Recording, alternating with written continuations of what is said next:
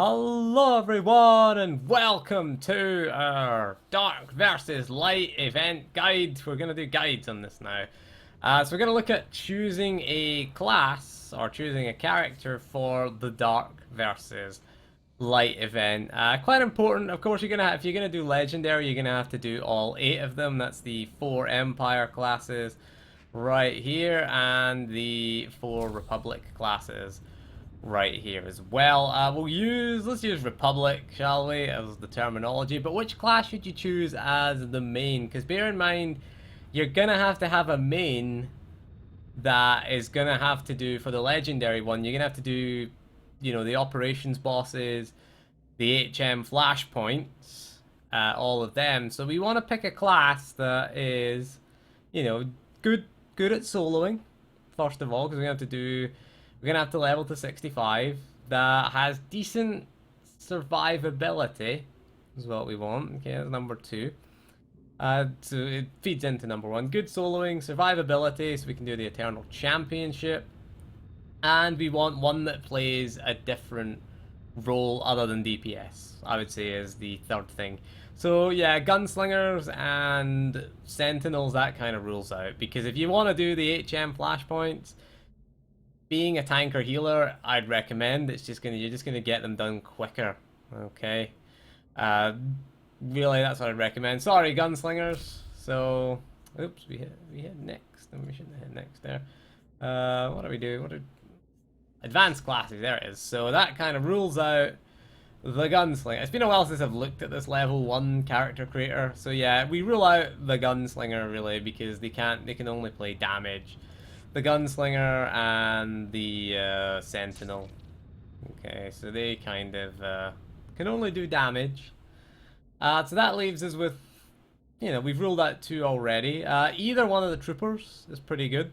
You got your vanguard and your commando. I'd recommend the commando, more or less. The heal is fairly easy. Gunnery is a fairly easy DPS spec. It's alright for soloing. It's maybe not the best for soloing, but can act as a healer, is pretty good actually. The Vanguard is excellent at damage, particularly plasma. Very good for AoE damage. Very good at soloing. Shield Specialist is probably the easiest of the tank specs to play. So if you're gonna do flashpoints, it's a good time actually to learn how to tank actually. But it's fairly easy, the tanking role in terms of the other 2 tanks. So decent damage, plasma, decent AoE, decent cleave. Tactics is good for sort of burst and has decent survivability. It's quite good in the Eternal Championship. So I would consider either of the 2 trooper classes are going to get it done. The trooper story is pretty shit though. That's the one thing I would say. But you don't have to do the story. There's no requirement to do any of the stories. It's just get to level 50, and then Shadow of Revan and Knights of the Fallen Empire are the only 2 story requirements. So you don't have to do the god-awful trooper story with the go to General Garza every 5 minutes. The trooper is a good choice. Good choice. The scoundrel isn't a bad choice. We'll rule out the gunslinger. Scoundrel, I wouldn't recommend as a first-time character. Good in PvP if you want the PvP one. Ruffian and Scrapper are really good. Sawbones is the healer one. Probably the hardest healer to play, I would say. Sawbones focuses mostly on heals over time. Scrapper is nice in PvP. It's alright for leveling. Use a tank companion so you can get behind the enemy. Ruffian, it's not great at leveling. It's alright in PvP though. It's got decent AoE. I wouldn't recommend it for leveling, to be honest. Scrapper, just get in there and punch things in the face, really is the best way to go for that. For the consular, the Sage is a nice choice for leveling. Very good at leveling, decent survivability, can be a healer. TK, balance, what they excel at is AoE, essentially, especially balance with its dot spreading and its amazing AoE. Okay, the Shadow, hard to recommend the Shadow as a first time character. I'd go with the Sage, to be honest. Infiltration is alright in PvP. So if you're going to do your PvP thing, Infiltration is not too bad. Serenity has decent AoE and is alright for soloing.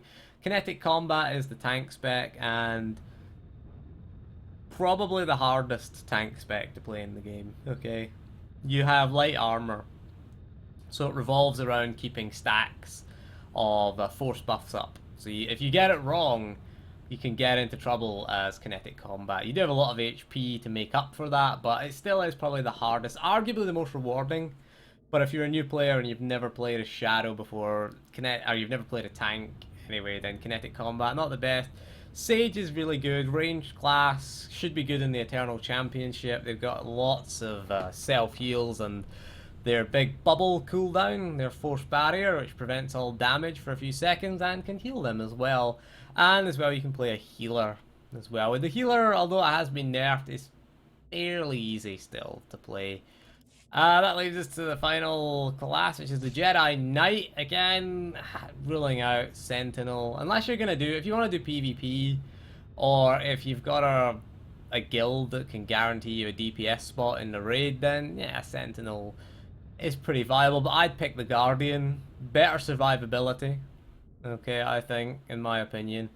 Can play a tank, so of course better survivability. You've got decent cooldowns, does less damage, but it is far better for soloing. You've got talents that reduce the cooldown of your force generators whenever you come out of combat, which I think is quite nice. Things like your force leap, which is quite nice. Vigilance is the spec I'd probably go with for leveling. Defense, the tanking spec is alright. Bit immobile. If you like the classic sort of warrior tank, then the Jedi Guardian is for you. Lacks range as a tank. Some fights it doesn't benefit with. Range and mobility as its issues, whereas the Shadow and the Vanguard have a little bit of range and a little bit of mobility.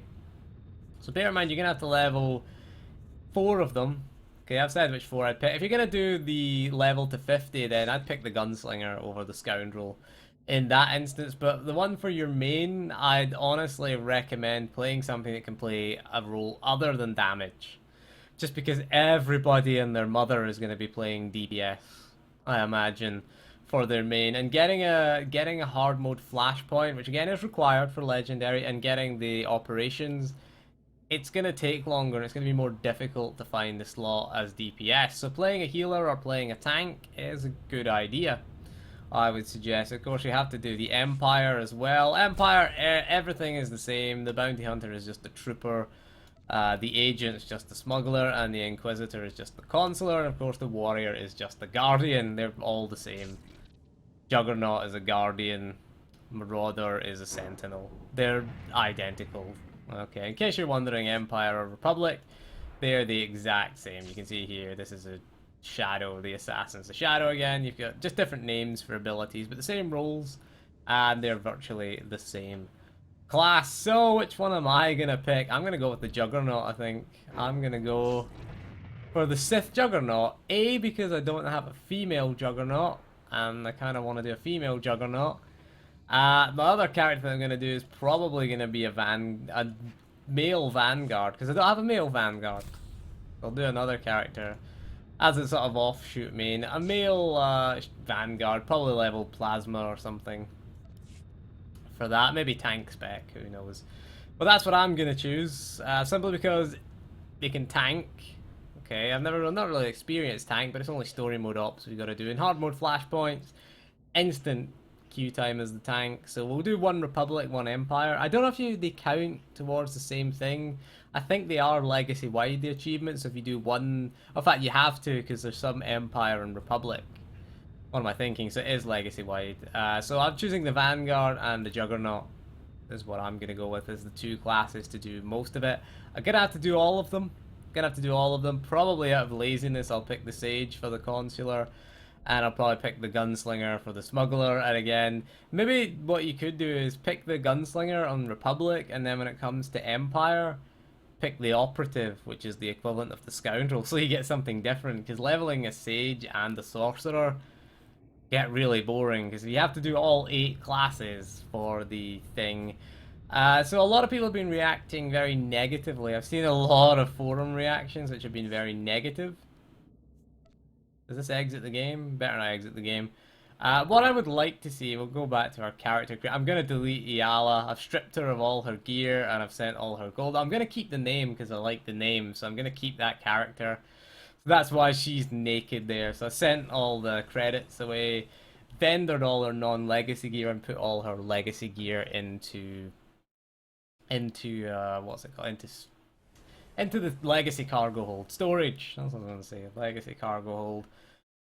So, what I would like to see is the requirement for the 8 classes. You can see here, this is the legendary status thing, which 8 out of 8 class stories completed. I'd like to see if players with that shouldn't have to level the 8 classes. As you can see, I've got it here. But the crew skills as well, if they could be done with your existing characters, that would be nice, because that's the biggest point of grind, really. Hopefully they put some double XP events up. That would go some way to alleviating that grind. I know you're going to get an armor set that's going to have 50% XP gain, but it would be nice if they put some, maybe 12 times XP. Some people asked, will that come back? Hopefully bring that back, even just for a weekend or something like that. Maybe one weekend a month, like the bounty hunter event, the bounty contracts event. Put in that, that event just to get that there, just so we could, just to help us out, because a lot of people are complaining. Maybe even have double crew skills gain or something like that, double points for crew skills or something like that. It's gonna be a long grind to get those crew skills up. It's gonna be a very, very long grind. You have to get every single crafting skill. So you're gonna get the Master Craftsman achievement as well. I don't have it. I only have, I think, what was the one that made Artifice and Biochem are the only 2 I have at max. I have slicing on a few characters at max. Should get treasure hunting as well. That would be quite good. Apparently there's a bug with that, or there's something with that, you can get massive amounts of credits from that. I don't know, because I don't really have a treasure hunter. I did slicing. Slicing was very good in 3.0, but apparently not in 4.0. So anyway, that is all for this video. Bear in mind when you're choosing a class, don't just pick a pure damage class, really. I say that as someone who hates Marauders. Look at with a Marauder highlighted on the screen. Look at the hate in her eyes. She hates being a Marauder. She wishes she was a Juggernaut, but we're gonna have a female Juggernaut. Maybe I'll call her Darker Maddie. Maybe. Who knows? But anyway, that is all for this video, so thank you for joining me. We'll see you again soon, and goodbye.